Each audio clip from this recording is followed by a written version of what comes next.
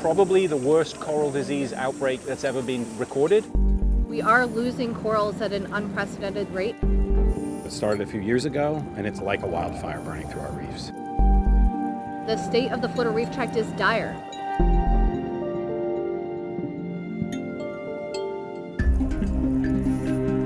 Our coral reefs are dying.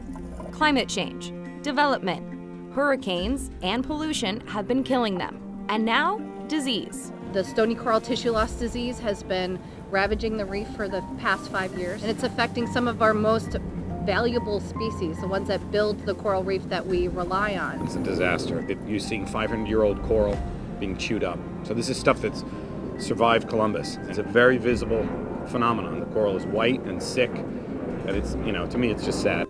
The disease causes the tissue of the coral to degrade and fall off, turning vibrant reefs white as they die. It's pushing corals closer to extinction, and scientists are rushing to get answers. For 2 weeks this summer, an expedition by a group called Ocean X used this cutting-edge research vessel to study 100 sites along the Florida Reef Tract.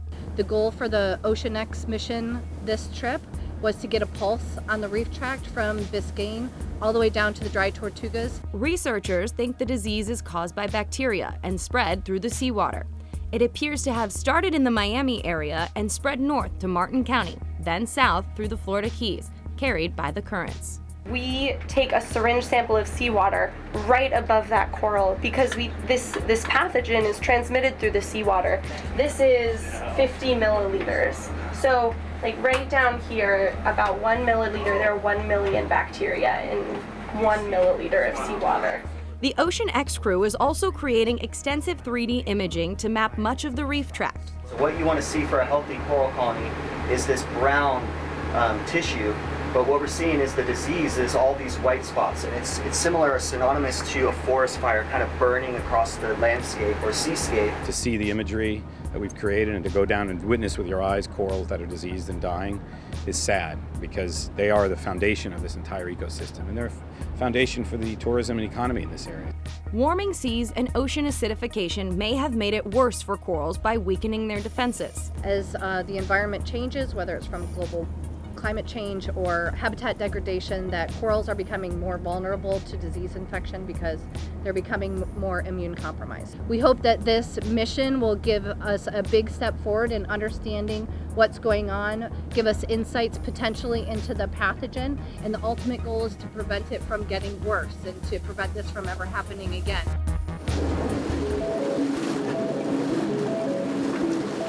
How you doing, sir? Good to see you again. As the scientists of Ocean X race to find answers, researchers at the University of Miami are racing to save corals before they get infected. And the situation has gotten so bad that it's been decided that we should identify corals that are ahead of the disease outbreak and bring them into these land-based facilities to try to protect them from the disease while the disease outbreak goes through. We've got 413 corals to go between these 3 tanks. UM's Coral Rescue Operation is a collaboration with state and federal groups to save healthy colonies. So one of our teams is our reconnaissance team, and they're out in the water always looking for that leading edge of disease. We've seen it spread linearly through the reef tract, so instead of popping up everywhere simultaneously, we've really seen it move in a pretty consistent fashion north and south.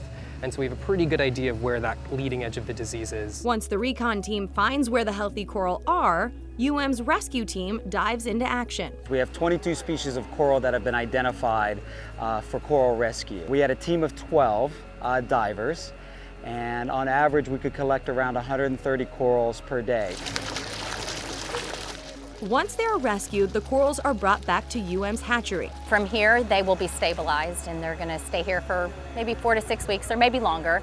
After being studied, cataloged, and nurtured at UM, these corals are then sent to aquariums across the country for more specialized care. During which time we will be developing our breeding and restoration strategies to take those corals back and continue the work here in Florida. The plan is to replant the offspring of these corals back into the tract when it's safe.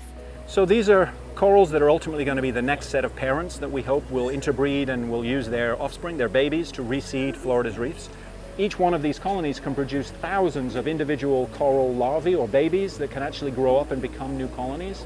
And because these corals didn't see the disease, it means that all of that genetic diversity that would ordinarily be lost is preserved here. We don't know when the disease will have run its course. In the meantime, we are still going to propagate some species and do some studies and put some corals out and test and see what their success is going to be to let us know when's the right time we can start. We do know that when it is time, we will be ready.